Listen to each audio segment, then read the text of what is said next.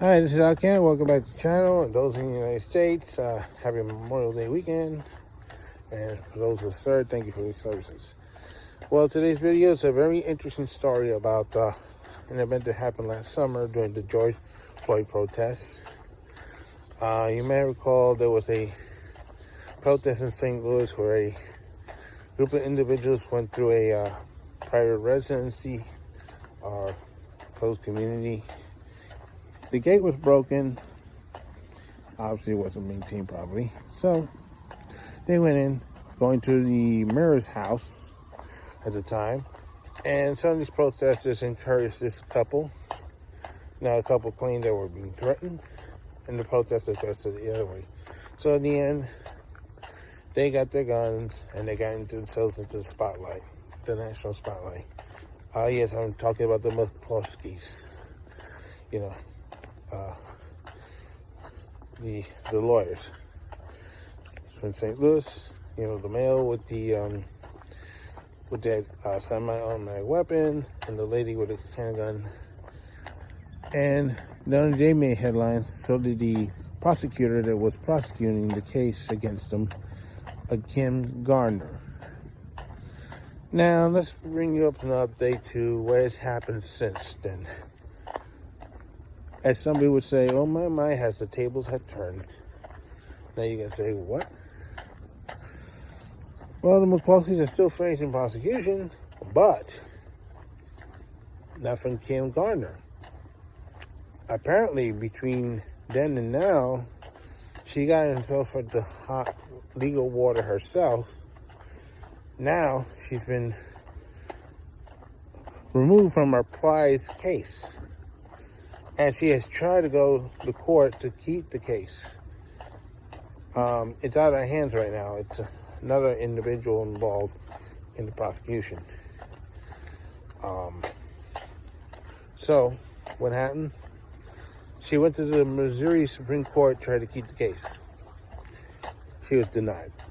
So, not only she lost her prized possession, a Mogorski case, but she's also facing a loss of her lawyer's license. So she might be out of a job as well. I'm not sure all the details of what happened to her, but it is serious accusation of misconduct in her office. We don't know if it's a political payback or what it was. So,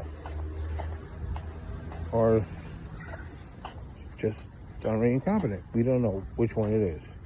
Since I don't live in St. Louis, so I had no idea what's going on over there.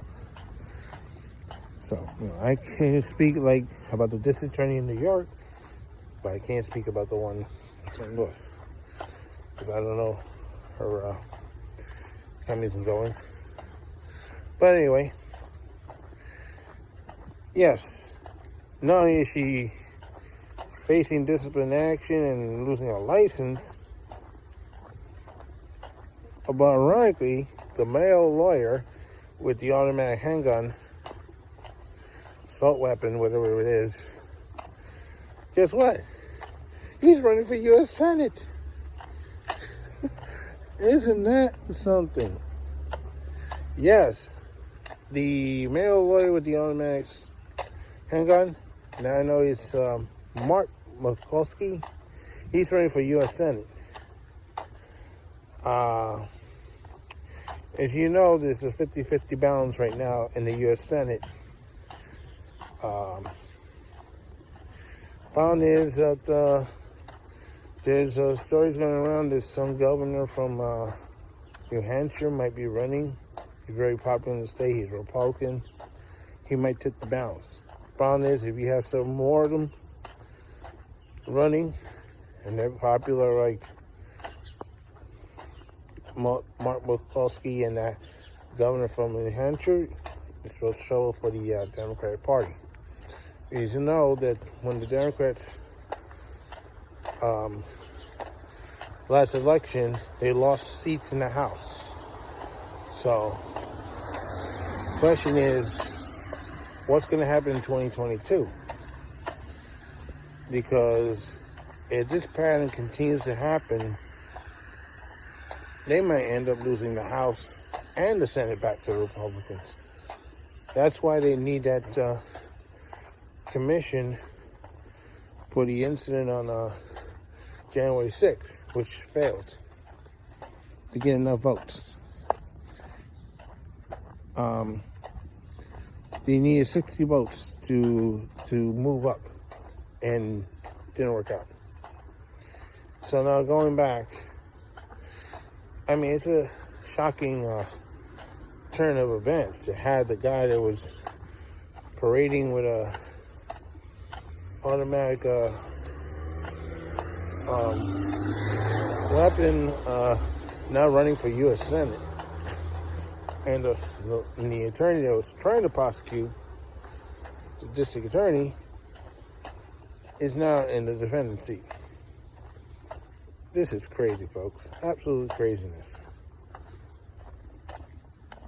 And of course, it marks over a year since George Floyd's death.